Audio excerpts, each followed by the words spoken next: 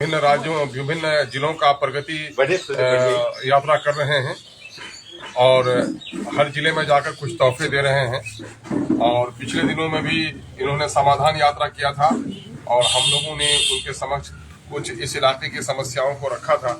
और अब जबकि वो प्रगति यात्रा में आ रहे हैं, माननीय मुख्यमंत्री का सीमांचल में जो आगमन है 21 को किशनगंज में और 22 को अररिया में और 27 को पूर्णिया में, तो ऐसे मौके से MIM पूरा परिवार माननीय मुख्यमंत्री का हार्दिक अभिनंदन करता है। हम उसका शुक्रिया अदा करते हैं कि माननीय मुख्यमंत्री जी ने सीमांचल के इस पिछड़े क्षेत्र में आगमन का अपना प्रोग्राम बनाया है। माननीय मुख्यमंत्री जी से हम आग्रह करना चाहते हैं कि माननीय मुख्यमंत्री जी जाति आधारित गणना की रिपोर्ट, सरकारी रिपोर्ट, गैर सरकारी रिपोर्ट के तमाम तरह आकलन के आधार पर सीमांचल का हिस्सा सबसे ज्यादा पिछड़ा है, सबसे ज्यादा बेरोजगार है, बाढ़ से सुखाड़ से सबसे ज्यादा प्रभावित है, कल कारखाने नहीं होने की वजह से मजदूरों का पलायन सबसे यहाँ ज्यादा हो रहा है, बाढ़ के होने से कटाव की स्थिति यहाँ पर बनी हुई है।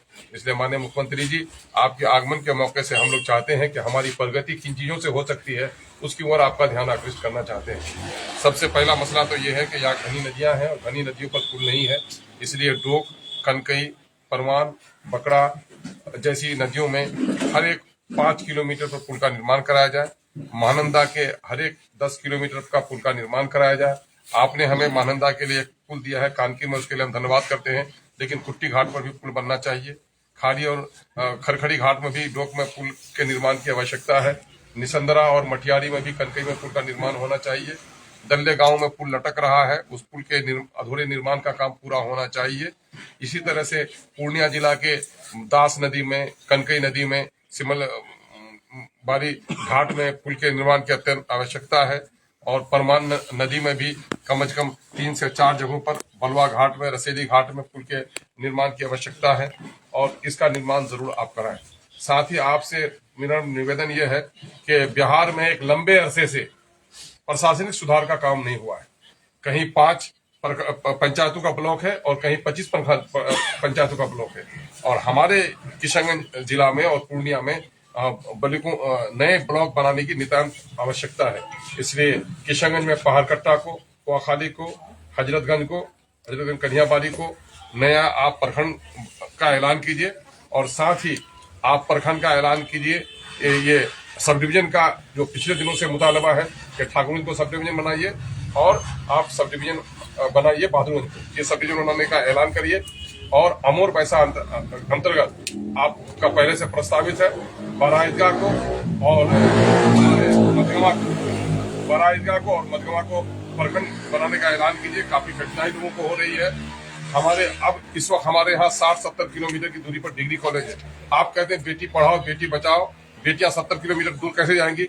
आप हर एक प्रखंड स्तर पर, आपने पहले अनुमंडल स्तर पर दिया था, सीमांचल का क्षेत्र पिछड़ा है, इसलिए तमाम तरह आप प्रखंडों में आप डिग्री कॉलेज हमें देने का काम कीजिए।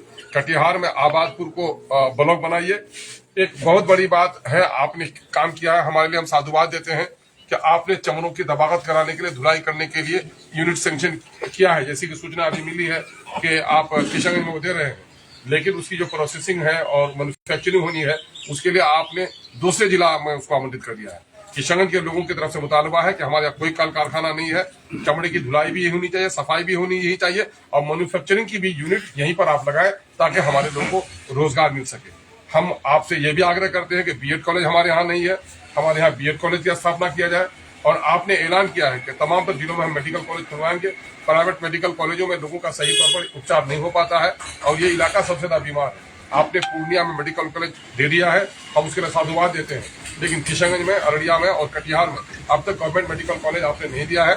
यहाँ पर गवर्नमेंट मेडिकल कॉलेज हमारा देने का काम कीजिए। और हर एक प्रखंड लेवल पर आपने पहले भी ऐलान किया था कि हम ITI के सेंटर स्थापित करेंगे ताकि नौजवानों में कुशलता है और वो रोजगार से जुड़े। तो आपने अब तक ये काम नहीं किया है, अब ये काम कीजिए।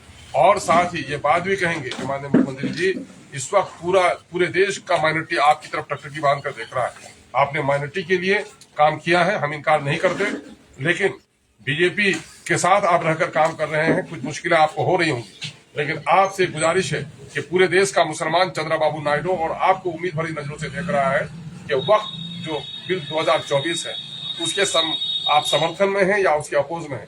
अब तक आपने कई ऐसी चीजें हुई हैं जिससे मुसलमानों को आहत हुआ है, लेकिन हम ये आपसे गुजारिश करेंगे कि आपने कब्रिस्तानों की घेराबंदी की है, आप 8,000 कब्रिस्तानों की घेराबंदी की है, लेकिन यहाँ पर 1200 कब्रिस्तान ही नोटिफाइड है।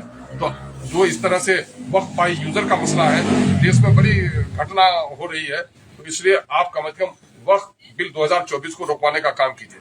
आपसे हम लोगों ने पहले से भी गुजारिश की है कि पटना को आप हाईकोर्ट का एक बेंच दीजिए और पूर्णिया को हाईकोर्ट का एक बेंच दीजिए, ताकि यहाँ के लोगों को जो तमाम तर मामला में जाना पड़ रहा है पटने की भीड़ घटे और यहाँ की लोगों की समस्याएं हो। हमारे यहाँ तो समस्याओं का अंबार है ना, एक दो जख्म नहीं सारा जिसमें छलनी, दर्द बेचारा परेशान है कि कहाँ से उठे। इसलिए हम आपसे गुजारिश कर रहे हैं कि सीमांचल में आप आ रहे हैं, प्रगति यात्रा के मौके से हम सभी लोग, बल्कि किशनगंज, पूर्णिया, अररिया, कटिहार, बल्कि सीमांचल का जन और कनकन आपका इस्तकबाल करता है। और हम उम्मीद करते हैं कि जिस तरह से नालंदा और दूसरे क्षेत्रों में आपने विकास किया है, पटना का विकास किया है, उस विकास की गति से सीमांचल को भी जोड़ने के लिए आप प्रयास करेंगे। इसके लिए हम कबल अजवक्त आपको साधुवाद देते हैं और आपका शुक्रिया अदा करते हैं। बोलिए। माननीय मुख्यमंत्री से, क्योंकि अख्तर उल ईमान साहब ने असेंबली में भी ये मुद्दा उठाया था जब MIM जीती थी, तो उपराजधानी का हमने वो